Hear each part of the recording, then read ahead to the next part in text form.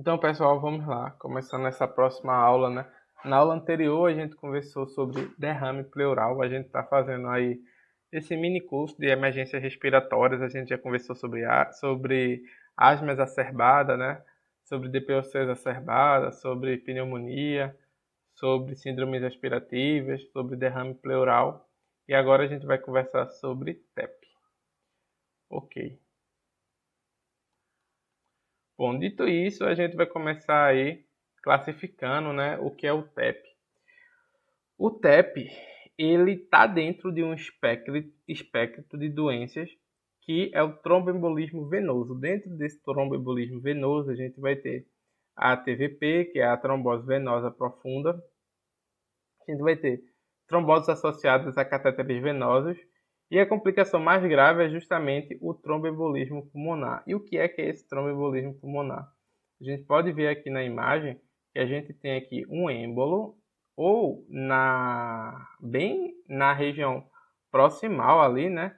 Aqui da ele viajou aqui e chegou aqui no pulmão. E aí, a partir do momento que esse êmbolo chega aqui no pulmão, a gente diz que a gente está com esse tromboembolismo pulmonar, né? Isso é mais comum em homens acima dos 70 anos.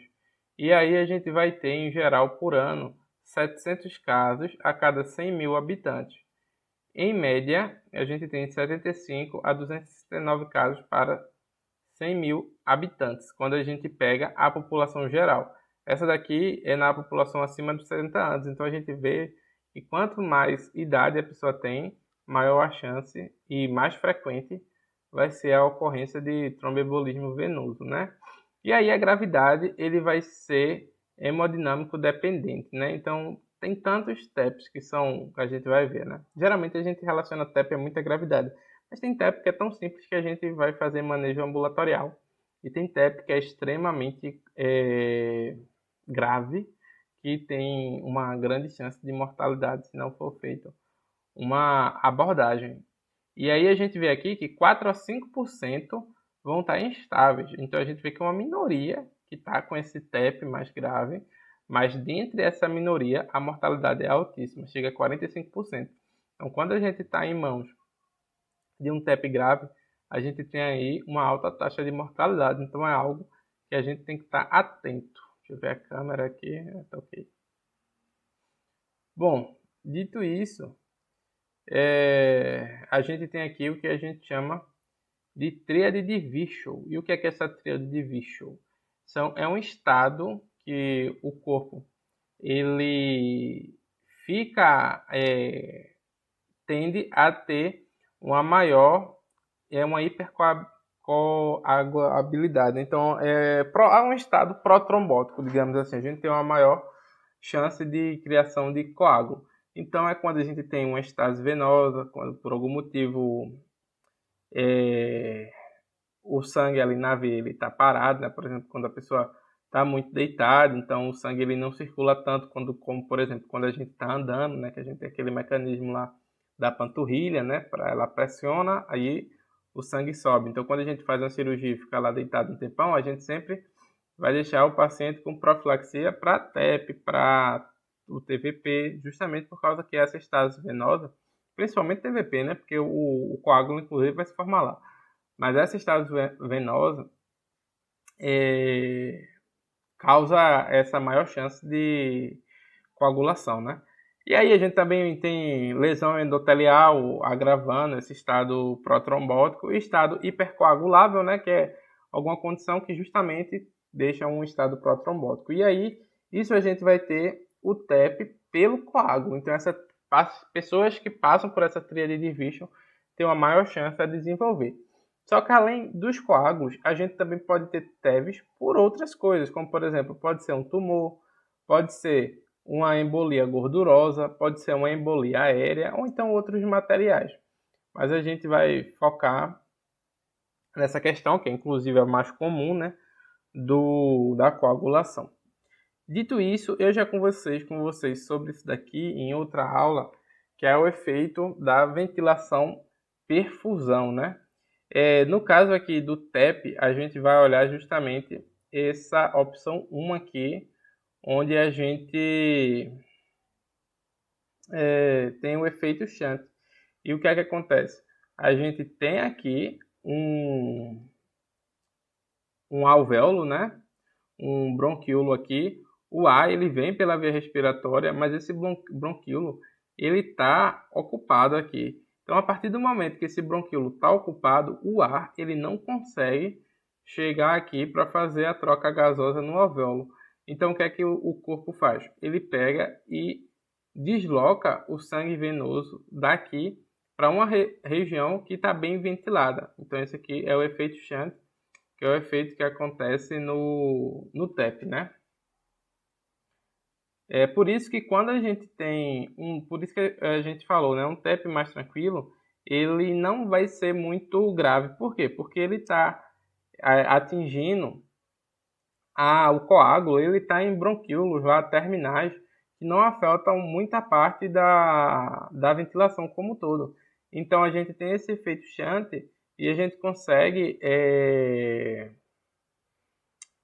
compensar, né, digamos assim, essa condição. Mas quando a gente tem numa região, por exemplo, quando assim que o sangue sai ali pelo ventrículo direito para a artéria pulmonar e a gente está chegando ali, que a gente vai ter a bifurcação, né, da artéria pulmonar para os dois pulmões, a gente tampa um pulmão completo, aí a gente tende a ter um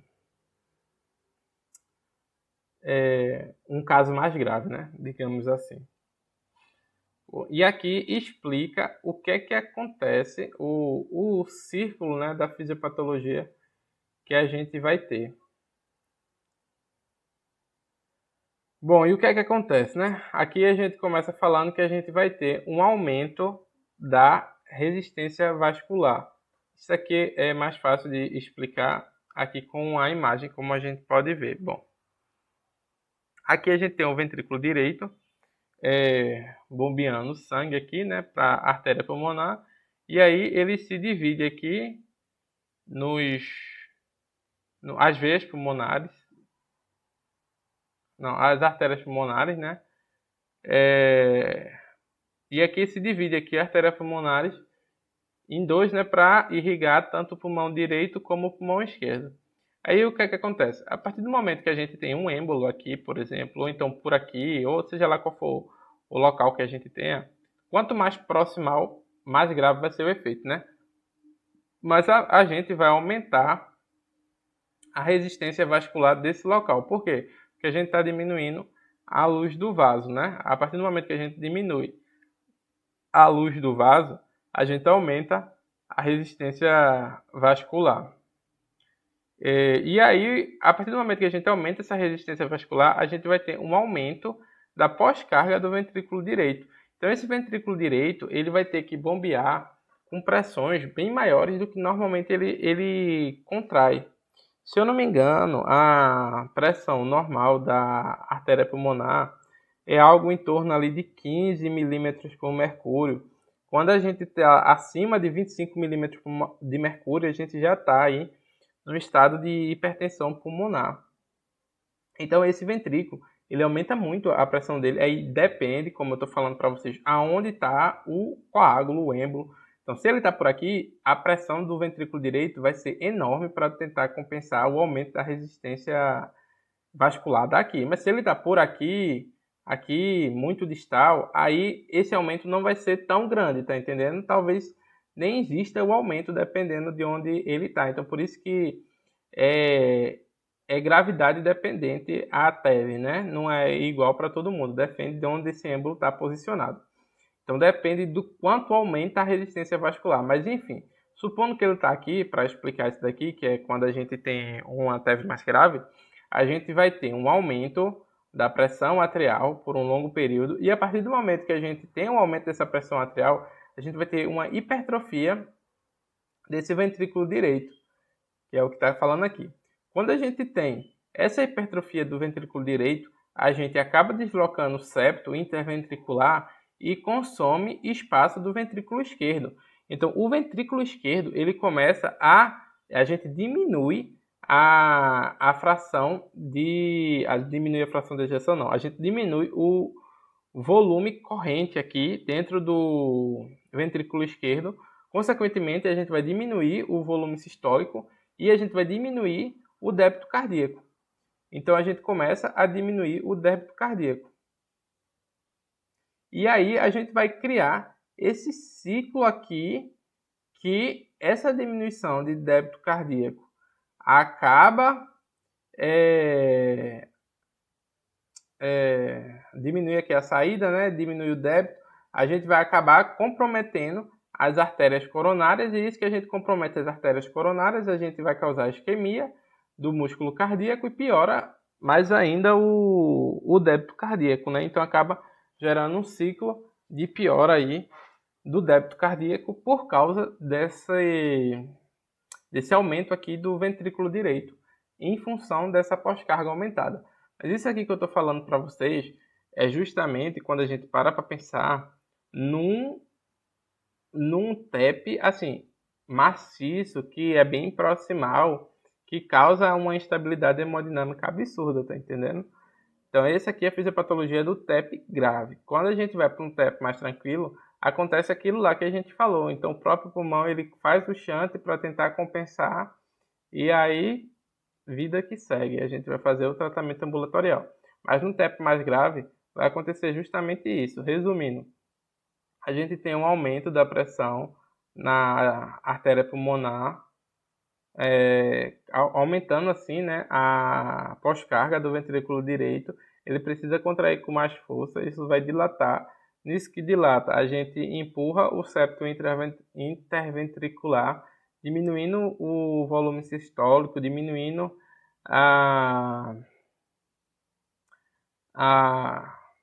o volume sistólico, diminuindo o débito cardíaco, né?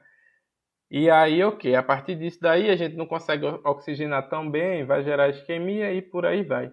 Então a gente tem aqui o que a gente chama da espiral do TEP, né? Então a gente tem aqui a dilatação do VD, a insuficiência aí, então aumenta a tensão, aí a gente vai ter a ativação neurohormonal, por quê? Porque a gente vai tentar compensar, né? Então o sistema simpático vai tentar ajudar, né? Porque a gente vai tentar aumentar essa frequência cardíaca, mas a partir do momento que a gente aumenta essa frequência cardíaca, a gente também vai ter vasoconstrição periférica, então vai aumentar a pressão, nisso que a gente aumenta a pressão, nisso que a gente aumenta porque vai vasocontrair, a gente vai aumentar a resistência periférica, então o ventrículo esquerdo ele precisaria bombear ainda com mais força, sendo que o volume sistólico que está chegando já está complicado, então vai piorar ainda mais. Então a gente vai aumentar essa demanda de O2, então a gente vai ter o shunt intrapulmonar lá, e aí a gente vai começar a ter isquemia e dano hipóxico do VD, né? Enfim, vai acabar diminuindo a perfusão, vai piorar a distribuição do O2 e a gente vai aí com um choque obstrutivo, né? E consequentemente depois a morte. Isso aqui a gente acabou de falar sobre o porquê do que é que causa a instabilidade do TEP. Deixa eu ver como é que tá a câmera. Tá ok. Bom, dito isso, é importante a gente falar de alguns fatores de risco. Então, tem coisas que vão aumentar o nosso OR em 10. O que é isso? Esse aqui é o Odds Ratio, né? Ou seja, quem tem alguma dessas 6 condições aí, ela tem um risco maior do que 10 vezes mais do que uma pessoa que está na população, digamos assim, normal. Então, cirurgias de grande porte ali, fratura de pelve ou fêmur, então internação por insuficiência cardíaca ou respiratória grave, ou SAF, né? Já tem história prévia de TEV idiopático, então câncer ativo com quimioterapia. Então, são os pacientes com mais risco que a gente tem que estar atento. Quando a gente for conversar sobre diagnóstico, a gente vai ver que risco de paciente é algo que é muito importante para a gente. E aí aqui a gente tem risco moderado e risco baixo. E aí tá aí para vocês darem uma olhadinha, eu não vou falar tudo, porque não tem tanto sentido eu estar falando tudo. Mas aí vocês podem pausar, podem dar uma olhadinha, pode ver. E aí é importante a gente separar os pacientes por esses riscos, porque vai ajudar na nossa interpretação ali do quadro clínico do paciente e da possibilidade de ser um TEP ou não, né? Dito isso, como eu falei para vocês, é importante a gente diferenciar a localização anatômica que acontece dos tipos de oclusão. Então, quando a gente chama um TEP maciço, a gente está falando justamente ali de um êmbolo na artéria pulmonar principal. Quando a gente está falando de um TEP submaciço, a gente está pegando ramos lobares ou segmentares. TEP não maciço, ramos segmentares. Deixa eu aumentar aqui para dar para vocês anotarem tudo aqui. Pronto. E como a gente pode ver aqui, a gente tem sintomas mais específicos. Por exemplo, se o paciente com TEP está com síncope, a especificidade para ser um TEP maciço é bem alta, é 90%, tá entendendo? Se a gente está com turgência jugular, por que acontece a turgência jugular? A turgência jugular chega a ser até autoexplicativa depois daquela fisiologia aqui da fisiopatologia que a gente conversou, né? Justamente por causa daquele aumento da pós-carga, a gente vai começar a prejudicar o VD e a gente vai ter uma insuficiência do VD. A partir do momento que a gente tem uma insuficiência do VD, o sangue pela veia cava vai começar a se acumular. E aqui a veia cava superior, né, vai começar a aumentar a quantidade de sangue que tem na veia cava superior. Em algum momento vai causar a turgência da veia jugular, né, porque vai estar tudo engurgitado ali. O sangue ele não vai estar conseguindo fluir tão bem. Certo. E aqui o choque obstrutivo, né, 95% de especificidade para um TEP maciço. Então é um quadro que ele é bem mais florido, como a gente pode ver, bem mais grave. Quando a gente vem aqui para um TEP submaciço, e aí vocês têm que entender que essa diferença de gravidade é justamente por causa do local que a gente tem aquele êmbolo lá. Porque se a gente tem numa região muito distante, a gente consegue fazer aquele shunt, e aquele shunt por si só vai resolver o problema. Assim, vai compensar o problema, digamos assim. Resolver, quem vai resolver é a gente, quando a gente tratar. Mas ele vai resolver o problema, não vai trazer uma alteração sistêmica para o paciente. Então, aqui a gente vê um quadro ainda grave, mas mais brando. Então, aqui a gente já pode ver sinais de sobrecarga de VD, mas não tão expressivo como aqui, a dispneia progressiva, dor torácica pleurítica, são sintomas aí um pouco específicos para essa questão. Quando a gente vem para cá, a gente já vê um quadro mais tranquilo, né? Dispneia aqui leve a moderada, pode ter hemopsise, dor pleurítica, que é o TEP não maciço, né? Que é quando é bem mais tranquilo aí, por causa das regiões afetadas. E aqui eu deixei do TVP, né? Para vocês darem uma olhadinha aqui. Aqui a gente vai ter edema no lateral de perna, pode ter empastamento de panturrilha, a gente pode ter o sinal de Ramas positivo. E aí lembrando que a gente sempre vai associar esses sintomas com fatores de risco para aumentar a probabilidade do risco desse diagnóstico na nossa mente. Então, por isso que é importante a gente estar ligado aqui nos fatores de risco. Lembrar que os sintomas eles são gravidade dependentes e que a gente tenha essa classificação por tipo de oclusão. Bom, dito isso, a gente chega agora aqui nos exames que a gente vai sempre estar pedindo, né? Que é atento. Oximetria e gasometria a gente vai pedir para todo mundo com suspeita de TEP, mas lembrando que 40% dos pacientes vão apresentar oximetria normal e 30% vão apresentar gasometria normal. Então a gente não descarta o diagnóstico caso os dois venham normais, por causa disso, né? Dedímero, ele é muito bom para descartar. Então sempre que a gente pedir, se o dedímero vem negativo, ele é praticamente 100% do paciente não possuir TEP. Justamente porque a sensibilidade do dedímero ele é muito alta. Então, pelo fato da sensibilidade ser muito alta, quando ele vem negativo a gente consegue descartar. Agora, quando ele vem positivo a gente não consegue confirmar. E aí, justamente, quando vem positivo a gente vai avaliar tanto o quadro clínico como os fatores de risco, como a gente pode usar esse algoritmo EARS, que eu vou conversar com vocês daqui a pouco. Eletrocardiograma, a gente vai fazer em todo mundo que tem TEP e é legal, porque o eletrocardiograma, ele tem até uns achados que são bem interessantes. Por exemplo, taquicardia sinusal, ela está muito ligada o TEP. Por quê? Eu já expliquei para vocês, né? A gente vai ter o nosso sistema simpático agindo quando a gente começa a ter aquela alteração ali no ventrículo esquerdo, então a gente vai tentar compensar o nosso sistema neurohormonal. Então, a partir do momento que a gente tem a descarga simpática, a gente vai causar um ataque cardíaco sinusal.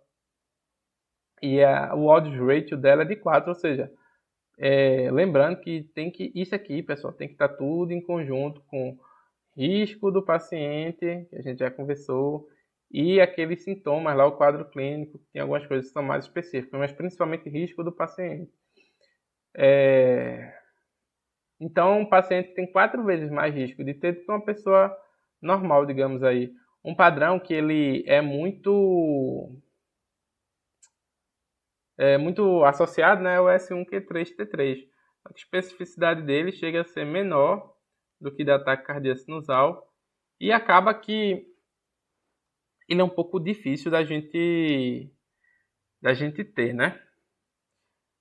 Ok. Dito isso, isso aqui é o quanto a gente varia o odds ratio daqui.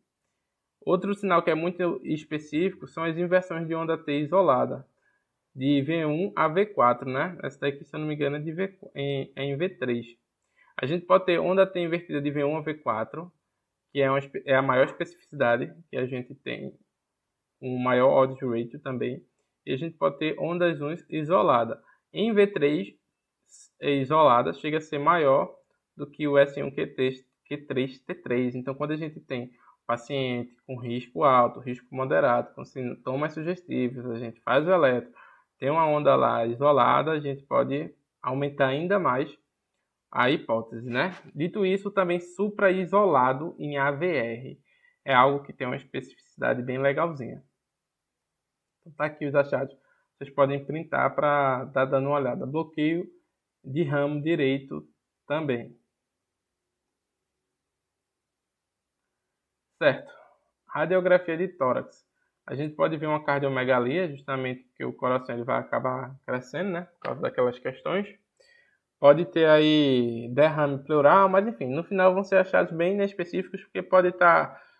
O paciente em geral ele vai estar com a dispneia, essas questões aí da radiografia de tórax aí, cardiomegalia, derrame pleural, a gente poderia pensar no IC, né? Então acaba sendo algo bem inespecífico. Angiotomografia de tórax é o padrão ouro, né? Ou, na verdade não. O padrão ouro era a arteriografia, né? O padrão ouro é a arteriografia. Mas a angiotomografia de tórax está sendo a modalidade mais comum aí para o TEP. Cintilografia pulmonar de ventilação perfusão. Porque essa angiotomografia de tórax, a gente vai precisar usar o contraste. Então a gente vai deixar essa cintilografia para os pacientes que têm algum tipo de alergia ao contraste. E aí ele tem uma boa taxa ali de probabilidade. A gente vai estudar justamente aquela questão do shunt que eu já com vocês, né? E o eco, ele não é indicado em pacientes estáveis, até porque o eco a gente vai estar olhando para ver alteração de VD. E se o paciente ele está hemodinamicamente estável e não tem alteração de VD no eco, a gente exclui diagnóstico de TEP. Então é importante a gente ter ciência de tudo isso daqui que a gente conversou sobre exames, tanto laboratoriais, né, que a gente conversou aqui de dedímero, como de imagem, que a gente conversou aqui da radiografia de tórax, da angiotomo de tórax, do ecocardiograma, né? Enfim, importante a gente ter ciência de tudo isso daí que a gente vem conversando. Lembrando, tendo um adendo novamente, que essa parte aqui do risco do paciente, ele é muito importante. Então vou beber água aqui agora, vou dar uma pausinha para vocês organizarem as ideias. Beber água também para a gente prosseguir com a aula.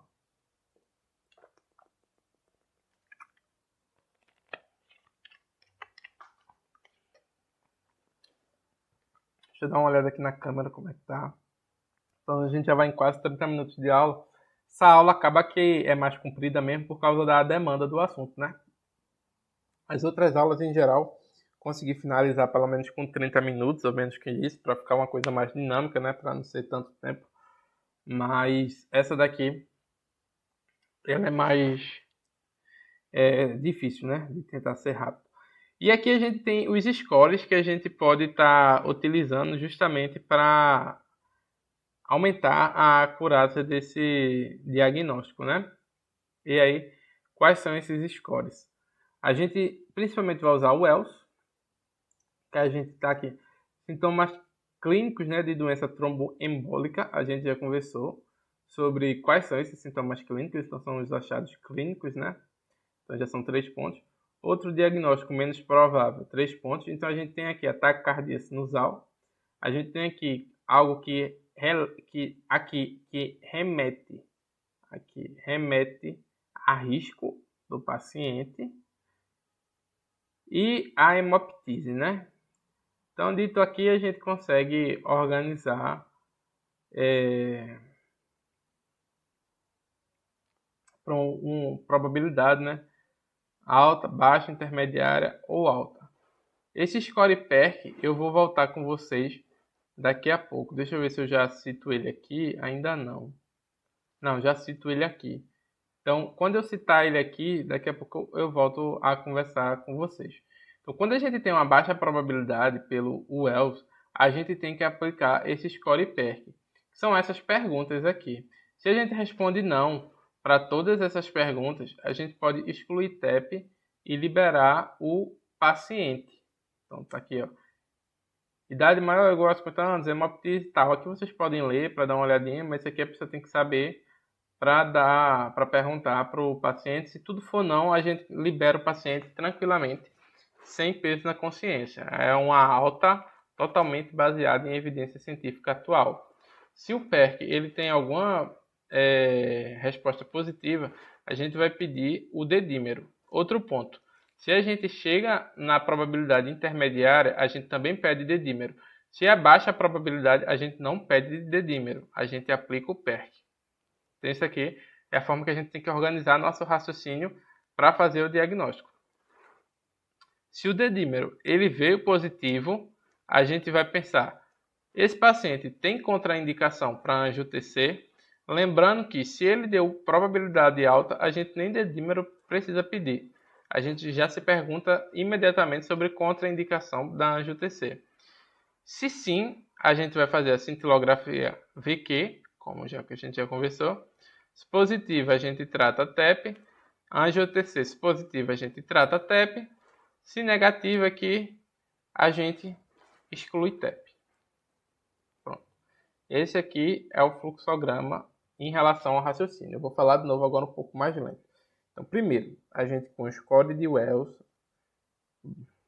a gente vai avaliar a probabilidade se ela é baixa, intermediária ou alta. E aí, ok. Se o paciente ele tem baixa probabilidade, a gente faz o PERC. Se for negativo, a gente exclui TEP. Se a probabilidade é intermediária ou PERC é positivo, a gente faz dedímero. Se o dedímero é positivo ou a gente tem alta probabilidade, a gente vai verificar contraindicação de angio-TC.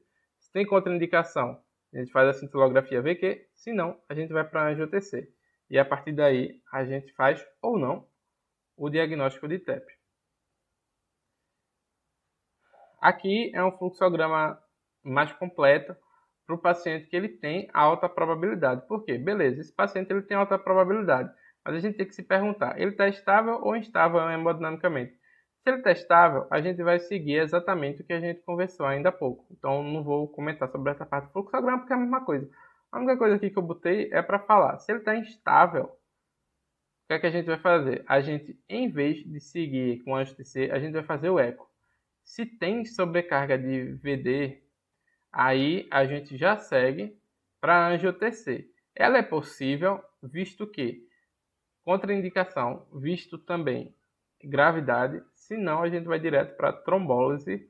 Se sim, a gente vai para angiotensina e ok. Isso aqui é quando a gente está tratando do paciente com alta probabilidade, a gente tem que diferenciar aí a instabilidade dele, né? Se ele está instável ou não hemodinamicamente. Dito isso, quando a gente tem a embolia pulmonar confirmada, se está instável hemodinamicamente, paciente de alto risco, a gente vai aí para reperfusão primária, né? Se está estável hemodinamicamente, a gente vai classificar pelo PESE. Eu acho que eu esqueci de colocar o PESE aqui para vocês. Eu vou abrir aqui o PESE para que é isso daqui. Como é que a gente vai calcular o PESE, né? Isso aqui não precisa decorar não, pessoal. É só vocês abrirem, que é muita coisa para decorar. Então, a gente vai ter aqui idade N do paciente. A gente vai somar, né? Se for sexo masculino, a gente já soma mais 10 pontos. História de câncer, IC, DPOC, frequência cardíaca, tá. Vocês vão fazer aqui tudinho, soma direitinho. E aí ele pode estar dentro dessas 5 classes aqui. E aí, se a gente é PESE 1 ou 2, como vocês podem ver, o risco é muito baixo. Então, a gente pode tratar ambulatorialmente esse paciente. Então, pode liberar, atender ele na UPA não vai ser, né? Que na UPA a gente não vai ter angiotomo. Na UPA, você suspeita de um TEP, baseado aí, a gente também não vai ter dedímero, então na UPA, pelo menos aqui na região que eu frequento, a UPA não pede dedímero, né? Não sei em outra região. Mas aqui a gente vai muito usar a história clínica do paciente, a gente vai usar o eletro, que eu conversei com vocês, a gente vai usar o risco, e a gente vai pensar, caramba, esse paciente talvez tenha TEP, é a hipótese principal, então a gente vai mandar ele para um hospital que tenha angiotomografia, né? Mas se a gente consegue classificar ele aqui como PESE 1 ou 2 lá nesse ambiente, a gente pode deixar ele com tratamento ambulatorial. A gente não vai precisar internar esse paciente, certo? Dito isso, é um PESE 3 a 5, a gente vai internar ele independente. Inclusive, a gente tem que avaliar a disfunção de VD e biomarcadores. Isso para a gente diferenciar o risco intermediário baixo do alto, porque o alto é só quando o paciente está instável hemodinamicamente. Quando a gente tem ambos alterados, a gente está no risco intermediário alto, nenhum alterado, a gente está no risco intermediário baixo interno. E aí a gente termina tanto a estratificação, como também a gente terminou a estratificação, como também a gente já guiou um pouquinho em relação a tratamento, né? Aqui é reperfusão, aqui vai ser ambulatorial e aqui internação, certo? Esse aqui foi o último fluxograma que eu tenho para mostrar para vocês. Deixa eu ver a câmera aqui. Ok. E aí, baseado nisso, a gente entra no tratamento, né? O paciente, lembrando, a gente tem que se atentar ao suporte hemodinâmico desse paciente. Esse paciente ele pode entrar em estável hemodinâmico. A gente conversou, beleza, a gente vai fazer a reperfusão, mas a gente primeiro tem que estabilizar ele. Como é que a gente vai estabilizar? A gente vai fazer cristalóide 500 ml em pacientes hipotensos. Só que a gente tem que se atentar, se a gente começar a fazer muito cristalóide, a gente vai acabar piorando o quadro desse paciente. Então a gente vai fazer no máximo ali 500 ml.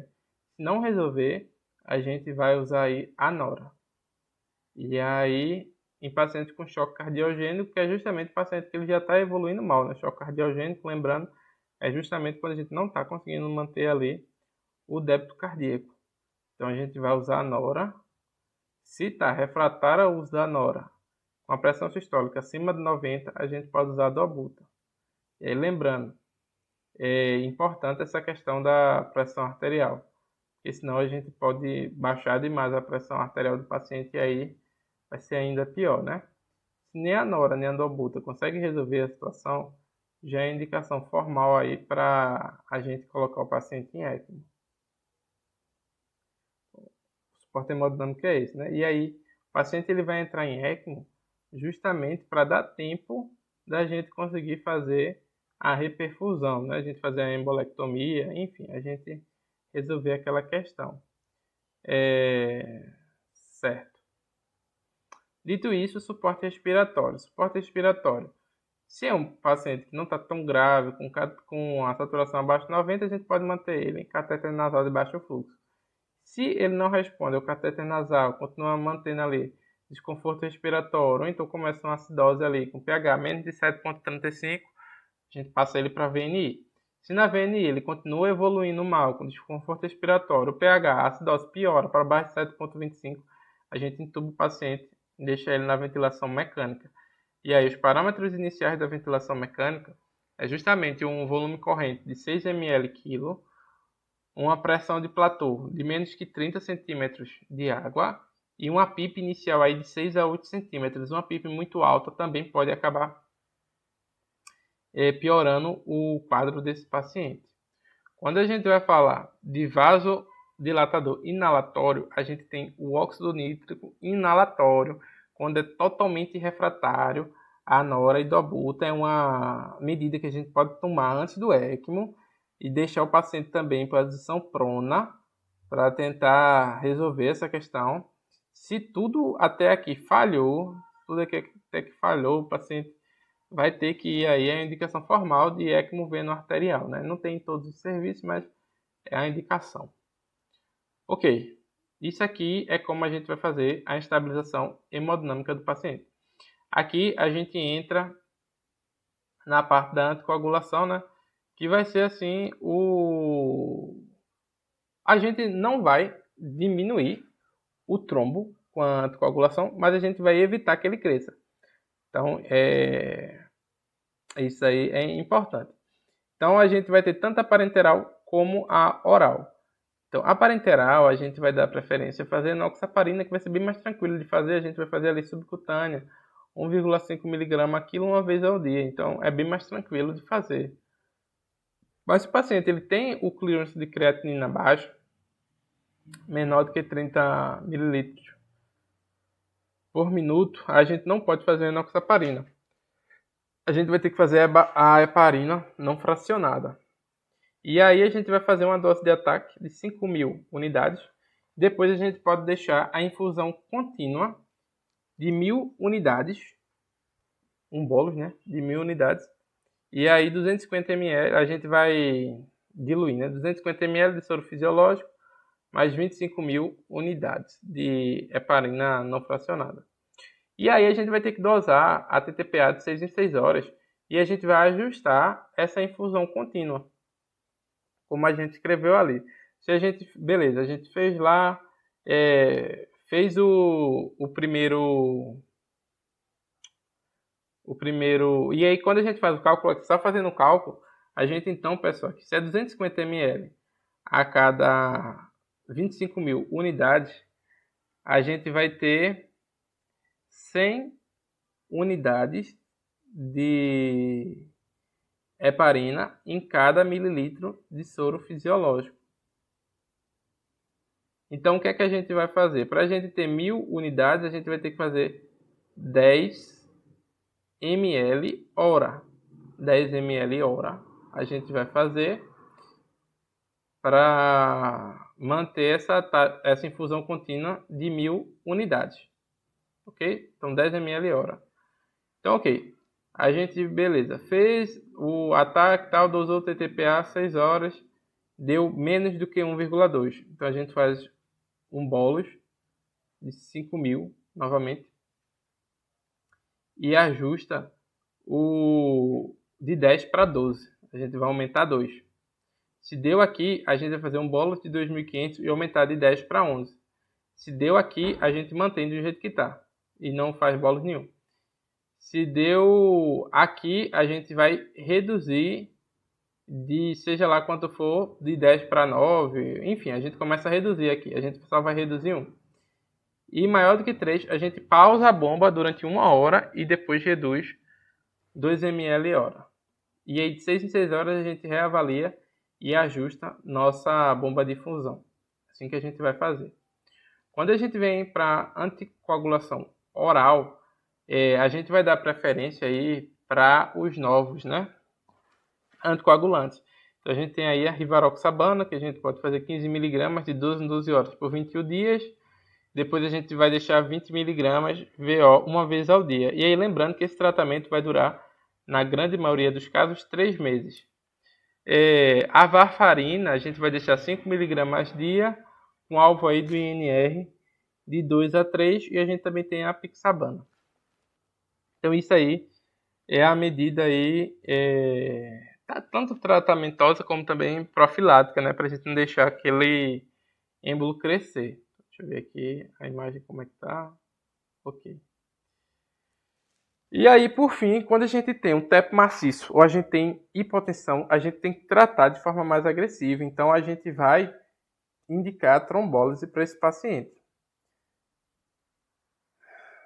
E aqui a gente tem como a gente faz a trombólise. Eu não vou ler porque já está aqui, é só vocês lerem. Aqui eu só queria fazer um adendo que tem diversos estudos que analisam pacientes, por exemplo, com um TEP submaciço, se valeria a pena ou não fazer a trombólise. E aí a gente vai ver que quando a gente faz, realmente a gente diminui o desfecho primário, que é a mortalidade ali no hospital, mas a gente não diminui um dos desfechos secundários, que é a mortalidade em 30 dias. Então é bem parecido a mortalidade quando a gente faz ou não trombólise, e a gente aumenta muito o sangramento, a possibilidade de um AVC. Então o grupo que não fez a trombólise, o risco de AVC era de 0,6%. Quando a gente fazia a trombólise, o risco ele subia 6 para 6%, 7%.